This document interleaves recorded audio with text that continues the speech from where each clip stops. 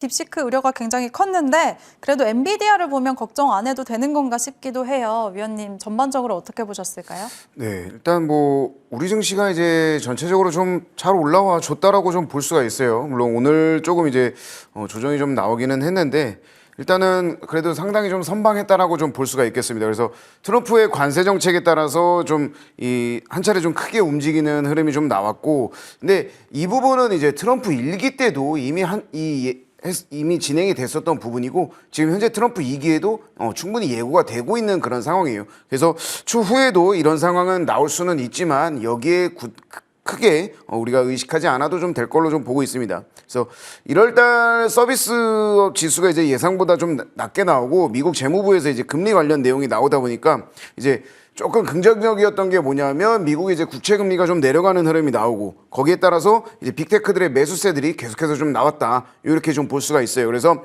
대표적으로 뭐 엔비디아 같은 이 반도체주가 이제 좀 강세를 좀 보였고 이 부분은 반드시 우리나라에 또 이제 훈풍을 좀 불 걸로 일단 좀 보고 있습니다. 그래서 미국장을 끌어올린 것도 반도체라고 볼 수 있고 우리나라 시장도 이번에 좀 끌어올린 게 반도체 쪽이 아닌가, 이렇게 좀 보고 있어요. 그래서 일단은 시장의 발목을 잡았던 이 관세 정책 그리고 딥시크, 이 부분은 어느 정도 이제 리스크는 좀 완화가 되지 않았나, 이렇게 좀 생각을 하고 있습니다.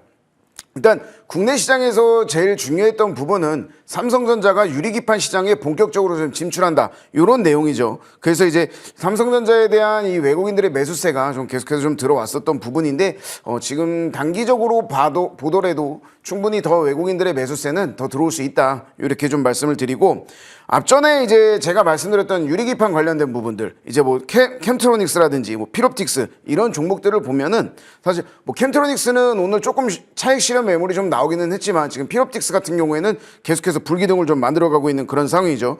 그런 상황에서 이 코스닥들의 이제 대형주도 좀 봐야 돼요. 그래서 반도체 자체가 좀 많이 올라와 주면서 시장 자체가 끌어와 줬다. 근데 코스닥을 상위 종목들을 좀 보면은 뭐 알테오젠이라든지 이런 부분들도 좀 잘 올라가주고 있다는 거는 제약바이오도 그만큼 같이 좀 반등을 해주고 있다, 이렇게 좀 보시면 될 것 같습니다. 그래서 지금 이제 다만 조금 우려가 되는 부분은 레인보우 로보틱스 같은 이 로봇주에 관련된 부분들이 지금 레인보우 로보틱스가 한 128% 정도 올라갔어요, 올해. 근데 일단은 주식 시장이 조금 불안정하고 좀 걱정이 될 때는 이런 종목들에 이제 자금이 몰릴 수밖에 없습니다. 근데 이 레인보우 로보틱스라든지 이게 어느 정도 이제 좀 해소가 된다면 자금은 후발주자로 분산이 되게 되어 있습니다. 그래서 그런 부분들도 우리가 좀 봐야 되고, 여기에서 이 로봇 관련된 종목 외에 그 이후에 이제 나오는 그런 섹터들, 이런 부분들을 우리가 좀 잘 체크를 해봐야 되는데, 그런 부분들을 일단은 뭐 AI라든지 이런 쪽으로 좀 시선을 좀 돌릴 수가 있겠고,